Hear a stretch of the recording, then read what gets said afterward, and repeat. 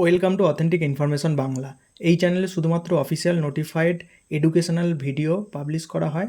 এই রকম ভিডিও পেতে অবশ্যই চ্যানেলটিকে সাবস্ক্রাইব করে রাখতে পারেন। রিসেন্টলি এইচএস 2026কে কেন্দ্র করে পর্ষদ থেকে একটি নোটিফিকেশান জারি করা হয়েছে। তার গুরুত্বপূর্ণ পয়েন্টগুলো এই ভিডিওতে আলোচনা করব। দেখুন, এই হাইলাইট পোর্শনে বলা হয়েছে লাস্ট একাডেমিক ইয়ারে ক্লাস 11-এর স্টুডেন্টরা নিজেদের ইনস্টিটিউশনে যে সেমিস্টার 1 আর সেমিস্টার 2 দিয়েছিল, তাদের মধ্যে যারা পাস করেছিল তারা এবার সেমিস্টার 3তে অ্যাপিয়ার করবে। আর এই পরীক্ষাটা হবে সেপ্টেম্বর মাসে। এবার একটু নিচের দিকে যাব। এবার দেখুন, এখানে বলা হচ্ছে এই সেমিস্টার পদ্ধতিকে গ্র্যান্ড সাকসেস দেওয়ার জন্য student, teacher, non teaching staff, guardian এবং গভর্নমেন্ট ডিপার্টমেন্টের অফিসারদের সিনসিয়ার কোঅপারেশন অত্যন্ত দরকার। এবার একটু নিচের দিকে এলে দেখতে পাবেন একটা টেবিল দেওয়া আছে।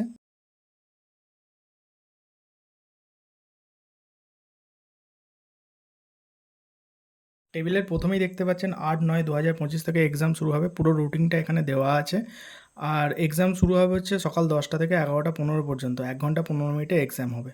এবার একটু নিচের দিকে চলে আসবো। এবার দেখুন, এখান থেকে গাইডলাইনটা শুরু হচ্ছে। এবার এখানে দেখুন 1A এর পয়েন্টে বলা হয়েছে সেমিস্টার 3 এর অ্যাডমিট কার্ড অনলাইন মোডে দেওয়া হবে এবং প্রত্যেক ইনস্টিটিউশনের হেড লগ ইন পাসওয়ার্ড দিয়ে কাউন্সিলের পোর্টাল থেকে এই অ্যাডমিট কার্ড ডাউনলোড করতে পারবেন। এবার বি পয়েন্টে চলে আসবো। এক্সাম হলে ক্যান্ডিডেটদের ভ্যালিড অ্যাডমিট কার্ড নিয়ে যেতে হবে। অবশ্যই রেজিস্ট্রেশন সার্টিফিকেট এবং ব্ল্যাক অথবা ব্লু বল পেন নিয়ে যেতে হবে। কোনো জেল পেন বা ফাউন্টেন পেন কিন্তু চলবে না। Pen, pencil, eraser, transparent water বোতল এবং ট্রান্সপারেন্ট ক্লিপবোর্ড এক্সাম হলে নিয়ে যেতে পারবেন। আর এক্সাম হলে কারোর থেকে কিছু কিন্তু নেওয়া যাবে না। এবার চলে আসবো সি পয়েন্টে। ক্যান্ডিডেটদের বলা হচ্ছে অবশ্যই অ্যাডমিট কার্ডের পিছনে ইনস্ট্রাকশনটা পড়ে নিতে।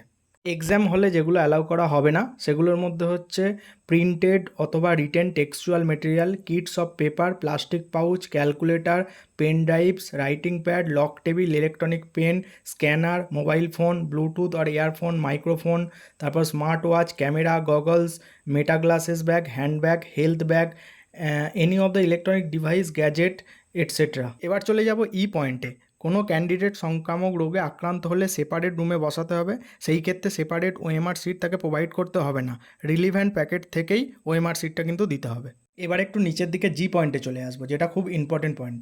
এখানে বলা হচ্ছে কেউ অ্যাডমিট কার্ড আনতে ভুলে গেলে ফার্স্ট এক্সামের দিন তাকে অবশ্যই বসতে দিতে হবে, কিন্তু সেক্ষেত্রে ক্যান্ডিডেটকে রিটেন আন্ডারটেকিং দিতে হবে। কিন্তু সেকেন্ড দিন থেকে অ্যাডমিট কার্ড না আনলে তার এক্সাম কিন্তু ক্যান্সেল হবে।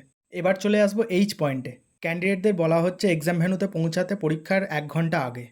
এবার চলে যাব যে পয়েন্টে। এখানে বলা হচ্ছে এক্সাম শুরুর 15 মিনিট আগে ঘন্টা দেওয়া হবে এবং পরীক্ষা শেষের 5 মিনিট আগে ঘন্টা দেওয়া হবে। এবার চলে আসবো কে পয়েন্টে। এটা কিন্তু ক্যান্ডিডেটদের জন্য খুব ইম্পর্টেন্ট। এখানে ওএমআর ফিল আপের সম্পর্কে বলা আছে।